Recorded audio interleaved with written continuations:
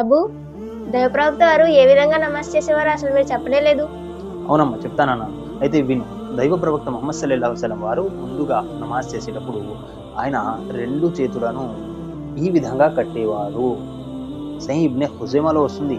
తమ కుడి అరచేతిని ఎడమ అరచేతిపై పెట్టి తమ యొక్క రొమ్ములపై కట్టుకునేవారు రకాతు అని ఈ హదీస్ చెప్తుంది. ఒకటి.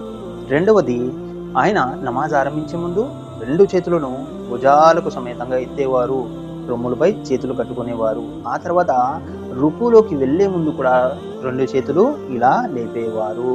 ఆ తర్వాత రుకు నుండి పైకెత్తినప్పుడు కూడా తమ రెండు చేతులను భుజాల వరకు ఎత్తేవారు. ఇది సహీ బుఖారీ హదీసు. దీనినే రఫ్లెదైన్ అంటారు. దైవ ప్రవక్త వారు ప్రతి నమాజ్లో చేసేవారు. రుకులోకి వెళ్ళినప్పుడు, రుకు నుంచి లేచేటప్పుడు కూడా రఫ్లెదైన్ చేసేవారు. ఇది దైవ ప్రవక్త వారి పద్ధతి, నమాజ్ చేసే పద్ధతి. మరొక ముఖ్యమైన విషయం ఏంటంటే, నేటి సమాజంలో ఈ తప్పు జరుగుతుంది. సజ్దాలోకి వెళ్తున్నప్పుడు, సజ్దాలోకి వెళ్లే ముందు మీరు, దైవ ప్రవక్త వారు అన్నారు, మీరు సజ్దాలోనికి వెళ్ళినప్పుడు మీ యొక్క మోకాళ్లను ముందు ఆనించకండి, ఒంటె మాదిరిగా అన్నారు.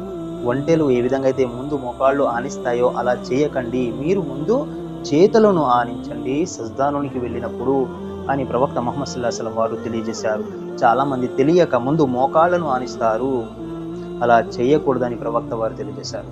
ఇంకా సజ్దాలకు వెళ్ళినప్పుడు మీ యొక్క చేతులను ఆనించిన తర్వాత మీరు ఇవి ఆనించకండి, ఇంతకు ముందు కూడా నేను చెప్పి ఉన్నాను, ఇవి ఆనించకండి, కుక్కల మాదిరిగా మీరు సజ్దాలోనికి వెళ్ళకండి, ఈ రెండు చేతులను ఇలా ఎత్తండి అన్నారు ప్రవక్త వారు. కాబట్టి మనం నమాజ్ ఎలా చేయాలి? ప్రవక్త వారు ఏ విధంగా అయితే ఇలా హదీసుల ద్వారా మనకు తెలియజేశారో ఈ విధమైన నమాజ్ చేయడము ప్రవక్త వారు చూపిన విధంగా చేసినట్టు. అదే విషయాన్ని ప్రవక్త వారు తెలియజేశారు. సల్లు కమా రఅయ్తుమూని యుసల్లి, మీరు ఏ విధంగా అయితే నన్ను చూస్తున్నారు నమాజ్ చేస్తూ ఉండగా ఆ విధంగానే మీరు నమాజ్ చేయండి అన్నారు. అల్హమ్దులిల్లాహ్. అల్లాహ్ సుబ్హానహు వ తఆలా మనందరికీ దైవ ప్రవక్త వారి సున్నత్ ప్రకారం నమాజ్ చేసే భాగ్యాన్ని ప్రసాదించుగాక. ఆమీన్.